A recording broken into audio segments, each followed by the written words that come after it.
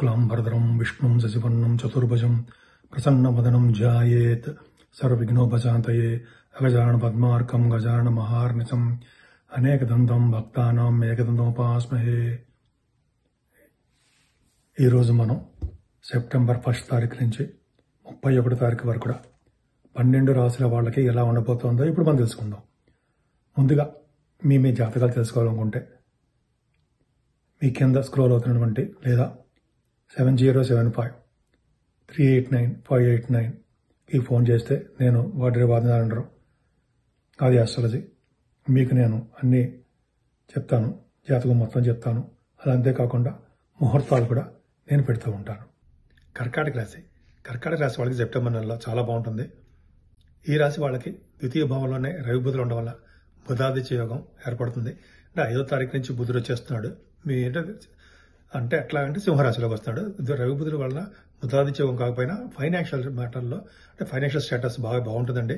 బుధాదిత్య యోగం ఉండడము, శని దృష్టి బుధుడికి రవిగా ఉండడం వల్ల, ముఖ్యంగా శని దృష్టి బుధుడిగా ఉండడం వల్ల రచయితలుగా బాగా పేరు తెచ్చుకుంటారు, ధనాన్ని సంపాదిస్తారు, కీర్తి ప్రతిష్టలు సంపాదిస్తారు. ముఖ్యంగా గాయకులకి చాలా మంచి రోజులండి. బహుశా మీరు విదేశాలకు వెళ్ళడానికి అవకాశం ఉంటుంది, పాటలు పాడడానికి, అక్కడ ప్రోగ్రామ్స్ ఇవ్వడానికి కూడా అవకాశాలు కర్కాటక రాశి వాళ్ళకి చాలా మెండుగా ఉన్నాయి. రవి బుధుల వల్లనే ముఖ వర్చస్సు బాగుండము, కంఠధ్వని బ్రహ్మాండంగా ఉండము, మీరు మాట్లాడే మాటలు మంచి పేరు బాగా ఉండడము, ఇవన్నీ చాలా బాగుంటాయండి. ముఖ్యంగా మీ రాశి వాళ్ళకి 3వ భావంలో రవితో కలిసిన బుధుడు, అంటే రవి ఏమో మీకు 17వ తారీఖు వస్తుంటాడు కన్యా రాశిలోకి, బుధుడు 24వ తారీఖు వస్తాడు. ఎగ్జాల్టేషన్ ఉంటాడు రవి బుధుడు, బుధాదిత్య యోగం. కానీ ఇక్కడ మీకు బుధాదిత్య యోగం వర్తించదు. కేతువు కూడా అక్కడే ఉన్నాడు. ఇక్కడ ఏమవుతుందంటే 3వ భావంలో రవి ఉన్నాడంటే ఫైనాన్షియల్ స్టేటస్ ఇచ్చేవాడు. 3వ భావంలో అంటే ప్రయాణాలు చేయడానికి ఎక్కువ అవకాశాలు ఉన్నాయి. ధైర్యంగా ఉంటారు, ప్రతి పని ధైర్యంగా చేస్తుంటారు. మీ ఆలోచనని కార్యరూపం దారుస్తారండి. అంటే మంచి మంచి ఆలోచనలు వస్తాయి. మీ తోబుట్టువులు చాలా బాగుంటారు. మీకు పట్టుదల ఎక్కువ ఉంటుంది, సాధించాలనే తపన పట్టుదల ఎక్కువ. మీకు భరోసా ఇస్తూ ఉంటారు జనాలకి, మిగతా మీ వాళ్ళందరూ కూడా చాలా బాగుంటుందండి. 3వ భావం ఎక్కడ చెడిపోలేదు. 4th భావం అసలు లార్డ్ 4th భావంలో ఉన్నాడు. శుక్రుడు మంచివాడు కాదు కదా, కేంద్రాధిపత్యం వచ్చినటువంటి పాపి మ్యాలిఫిక్ అవుతాడు, మంచివాడు కాదు. మీ తల్లిగారికి ఆరోగ్య పరిస్థితి కొంచెం జాగ్రత్తగా చూసుకోవాల్సి వస్తుంది, కొద్దిగా ఇబ్బంది పెడుతూ ఉంటాడు. కాకపోతే ఏమవుతుందంటే మీకు మంచి మంచి బట్టలు కొనుక్కోవడము, వస్త్రాలు అంటే బట్టలు అని, అలాగే బంగారం కొనుక్కోవడము, ఇవన్నీ ఉంటాయండి. ప్రయాణాలు చేస్తారు. చదువులో కూడా బాగా రాణించడానికి అవకాశం ఉంది.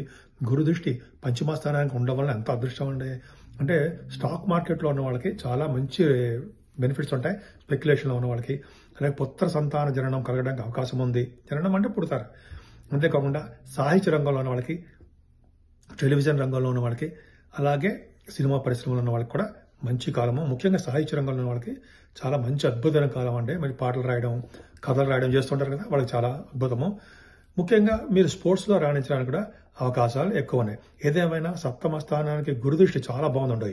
అంటే గురుదృష్టి 7వ స్థానానికి బాగుందంటే మీ భార్యాభర్తల యొక్క అనురాగం ఇంతకుముందు అనురాగం ఉండేది కాదు, ఇప్పుడు అనురాగం పెరుగుతుంది. ఒకళ్ళ పట్ల ఒకళ్ళు అనురాగం పెరగడం కాకుండా అదృష్టం కూడా తోడవుతుండయి.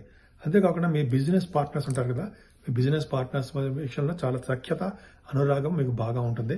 అంతేకాకుండానండి మీరు 8వ స్థానంలో శని ఉన్నాడు. 8వ స్థానంలో శని మంచివాడు కాదు. ఎందుకంటే గోచార రీత్యా 8వ స్థానం శని రెట్రోగ్రేషన్లో ఉండడం వల్ల విపరీతమైన దోషాన్ని ఇస్తూ ఉంటాడు, ఇబ్బంది పెడుతూ ఉంటాడు.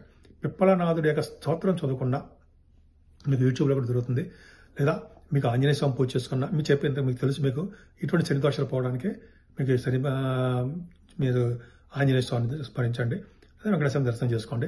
ఏదైనా భాగ్యస్థానంలో రాహుతో కలిసిన చంద్రుడు 18 అంటే యాక్చువల్గా 18, 19 తారీఖుల్లో మీరు విదేశీ పర్యటన చేయబోతున్నారండి. ఫ్లైట్లు ఎక్కబోతున్నారండలో సందేహం లేదు, ఫ్లైట్స్ ఎక్కుతారు. మీకు ఉన్నతమైన విద్య రీత్యా మీరు విదేశాలు వెళ్ళడానికి అవకాశం ఉంది. సముద్రం మీద ప్రయాణాలు చేయడానికే ఎక్కువ అవకాశాలు మీకు సూచిస్తున్నాయి, అందులో డౌట్ లేదు. అంతేకాకుండా మీరు చేస్తున్న బిజినెస్లు బాగుంటాయి. ఉన్నతమైన విద్య రీత్యా విదేశాలు వెళ్ళడానికి ఎక్కువ అవకాశం ఉన్నాయి. ముఖ్యంగా ఎంఎస్ చేయడం కోసము, డాక్టర్స్ కూడా హయ్యర్ ఎడ్యుకేషన్ కోసం వెళ్తారు సరే, డాక్టర్స్ వాళ్ళకి చాలా బాగుంటుందండి. ముఖ్యంగా తీర్థయాత్రలు చేస్తారు, గురువుగారిని పీఠాధిపతులు కలుస్తారు. కానీ మీకు శని దృష్టి దశమస్థానానికి ఉండడం వల్ల, దశమాధిపతి కూడా వ్యయభావం ఉండడం వల్ల ఉద్యోగ భద్రత తక్కువ, ఉద్యోగంలో ప్రాబ్లమ్స్ రావడానికి ఎక్కువ. కాబట్టి మీ పై బాసులు కానీ, లేకపోతే మీ దగ్గరకు వచ్చిన ఉద్యోగం రాకపోవడం కానీ, మీకు జరుగుతుంటాయి. మీరు కష్టపడండి, నిజాయితీగా ఉండండి, ధర్మబద్ధంగా నిజాయితీగా ఉంటే ఖచ్చితంగా మీ ఉద్యోగం నిలబడుతుంది. అంత డౌటే లేదు. కాకపోతే ఏంటంటే ఈ నెల మొత్తం కూడా కుజుడు మీకు 12వ భావంలో ఉండడం అంత మంచిది కాదు. అంతేకాకుండా 10th హౌస్ కూడా శని చూస్తున్నాడు, అంత అద్భుతమైన ఫలితాలు ఇవ్వడు. కాకపోతే ఏమవుతుందంటే గురుడితో కలిసి చంద్రుడు ఉన్నాడు 11వ భావంలో. వ్యాపార అభివృద్ధి చాలా బాగుంటుందండి. మీరు ఏ వ్యాపారం చేసినా సరే, ముఖ్యంగా రియల్ ఎస్టేట్ రంగంలో ఉన్న వాళ్ళకి, అలాగే సాఫ్ట్వేర్ రంగంలో ఉద్యోగం చేస్తున్న వాళ్ళకి, బ్యాంకింగ్ రంగంలోనూ, అంతేకాకుండా ఎడ్యుకేషన్ సంస్థలు పనిచేస్తారు సరే వాళ్ళకి మంచి అవకాశాలు ఉన్నాయి. మంచి అద్భుతమైన ఫలితాలు ఉంటాయి. గురుచంద్రులు లాభస్థానంలో ఉండడం వల్ల 23, 24 తారీఖుల్లో మీరు రాష్ట్రాధిపతి లాభంలో ఉండడం గొప్ప అదృష్టం. గజకేశ్వర యోగంలో ఉన్నాడు కదా, అద్భుతం. అంటే మీరు చేస్తున్న వ్యాపారాలు ఏదైనా సరే చాలా బాగుంటుంది. డబ్బు లేదు అనే పరిస్థితికి రారు. కంటిన్యూస్ ఫ్లో ఆఫ్ మనీ అంటాం కదా, బాగుంటుంది మీకు. మీ అక్కయ్య గారికి, అన్నయ్య గారికి చాలా బాగుంటుంది. మీరు విదేశీ పర్యటనలు చేస్తారు, సన్మానాలు జరుగుతూ ఉంటాయి. కుజచంద్రుడు చంద్రమంగళ యోగం ఉంది కదా మీకు 12వ భావంలో, అదృష్టం. అంటే 25, 26 తారీఖులు 25th and 26th చంద్రుడితో కలిసిన కుజుడు చంద్రమంగళ యోగం. ఇది ఒక అద్భుతమైన యోగం అండి. అంటే ఏంటి, సన్మానాలు జరగడము, మంచి మంచి వాటికి ఖర్చు పెట్టడము డబ్బులు, అంతేకాకుండా గుళ్ళకి గోపురాలకి తిరగడము, వాటికి ఖర్చు చేయడము, సన్మానాలు జరగడము, విదేశాల్లో మీకు గౌరవ మర్యాదలు దక్కడము చాలా బాగుందండి. ముఖ్యంగా మీకు భాగ్యస్థానంలో చంద్రరాహులు, లాభస్థానంలో గురు చంద్రులు చాలా చాలా బాగున్నారు.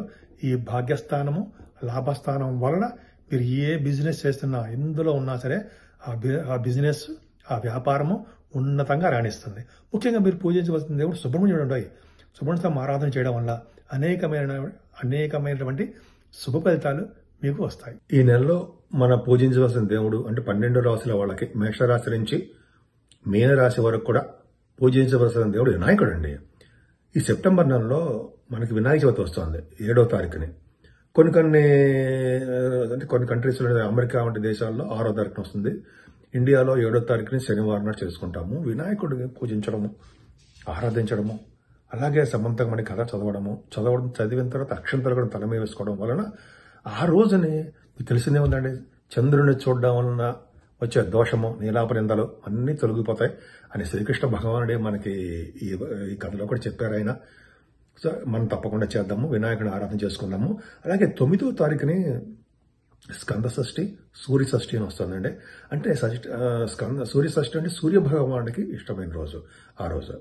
అంతేకాకుండా సుబ్రహ్మణ్య స్వామి, వీరిద్దరిని పూజించడం వలన చాలా మంచి ఫలితాలు ఉంటాయి. అన్ని రాసుల వాళ్ళు కూడా ఈ పూజించాలి.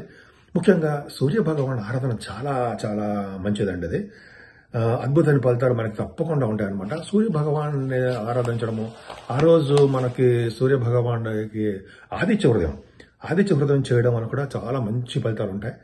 ఆదిత్య వ్రతం సూర్య భగవానుడు నమస్కార ప్రియుడు కదండి. ఆయన నమస్కారం చేయడం వల్ల మంచి ఫలితాలు ఉంటాయి. అంతేకాకుండా చక్కటి ఆరోగ్యాన్ని, ఐశ్వర్యాన్ని ప్రసాదించేవాడు సూర్య భగవానుడు మాత్రమే అంటే సూర్య భగవానుడు ఇస్తాడండి. అంతేకాకుండా సుబ్రహ్మణ్య స్వామి ఆరాధన చేయడం వల్ల ఈ రోజు కూడా అంటే సుబ్రహ్మణ్య స్వామిని అలాగే సేమ్ సూర్య భగవాన్ ఆరాధన చేయడం వల్ల చాలా మంచిది. ముఖ్యంగా సుబ్రహ్మణ్య స్వామి ఆరాధన ఏంటంటే ఆయనని ఆరాధించడం వల్ల, అంటే కళ్యాణం చేయించడం కానీ, లేకపోతే సుబ్రహ్మణ్య స్వామికి పూజలు చేయించడం కానీ, పుట్టలో పాలు పోయడం కానీ, ఇవన్నీ ఉంటాయి కదా. అలా చేయడం వల్ల పెళ్లి కాని వాళ్ళకి పెళ్లి అవ్వడము, సంతాన భాగ్యం కలగడము, భార్యాభర్తల యొక్క అనురాగం పెరగడం మీకు తెలియదే ఉందండి. సుబ్రహ్మణ్య స్వామి ఆరాధన చేసి ఎంతో అద్భుతమైన ఫలితాలు ఉంటాయని ఒకే రోజు రావడం సూర్య భగవానుడిది, అలాగే మన సుబ్రహ్మణ్య స్వామి షష్ఠి రావడం చాలా అద్భుతం అండి. ఈ రోజు వీలుంటే ఉపవాసం ఉండండి. ఉపవాసం అంటే పొద్దున టిఫిన్ చేయొచ్చు, భోజనం చేయొచ్చు, రాత్రికి మాత్రం భోజనం చేయకుండా పిండి పులిహారం ఏదో చేసి తింటే చాలా మంచి ఫలితాలు వస్తాయి. వినాయకుడి ఆరాధన చాలా అద్భుతమైన ఫలితాలు ఉంటాయి. సూర్య షష్ఠి, స్కంద షష్ఠి అద్భుతమైన ఫలితాలు. అలాగే ఈ నెల 18వ తారీఖునండి మహాలయ పక్షాలు వస్తున్నాయి. మహాలయ పక్షాలు చాలా పవర్ఫుల్ కదా. అంటే పితృదేవతల్ని మనకి చాలా సంతృప్తి పరిచే రోజు అనమాట. మనం అంటే అందరూ కాదండి, తల్లిదండ్రులు లేని వాళ్ళు చేస్తారు ఇదంతా కూడా. పిండ ప్రదానం చేయడము, అలాగే దానాలు చేయడము. ఈ రోజు అంటే 15 రోజులు ఉంటుంది ఈ మహాలయ పక్షాలని. అలా చేయడం వల్ల ఏమవుతుందంటే పితృదేవత సంతోషిస్తారు. ఈ సంతోషించడం వల్ల ఏమవుతుందంటే మనకి వంశం వృద్ధి అవుతుందండి. గోత్రం వృద్ధి అవ్వడము, వంశ వృద్ధి అవ్వడం ఉంటాం కదా, ఈ వృద్ధి అవుతుంటుంది. దానాలు, పండితులకి దానాలు ఇవ్వడము, బట్టలు సమర్పించడం వల్ల అద్భుతమైన ఫలితాలు ఉంటాయండి. అందుకని చూడండి, ఈ నెల మొత్తం కూడా మన పెద్దల్ని ఆరాధించాలని చెప్పి నెల మొత్తం కూడా పెట్టారు. అందుకని పెళ్లిళ్ళు అవి చెయ్యం కదా, కార్యక్రమాలు, శుభకార్యాలు చెయ్యం నెల మొత్తం కూడా. కాబట్టి మనం ఈ మహాలయ పక్షాల్లో పితృదేవతలను పూజించి తర్పణాలు, దానాలు, పిండ ప్రదానాలు ఉంటాయి కదా. తల్లిదండ్రులు లేని వాళ్ళు సుమా నేను చెప్పేది, ఎవరో ఒకరు ఉన్న వాళ్ళకి చేస్తే మంచిది. మరీ ముఖ్యంగా అంటే వినాయకుడిని, సుబ్రహ్మణ్య స్వామిని, సూర్య భగవాన్ని ఆరాధన చేయడం వల్ల ఈ 12 రాశి వాళ్ళకి ఎవరైనా చేయొచ్చండి.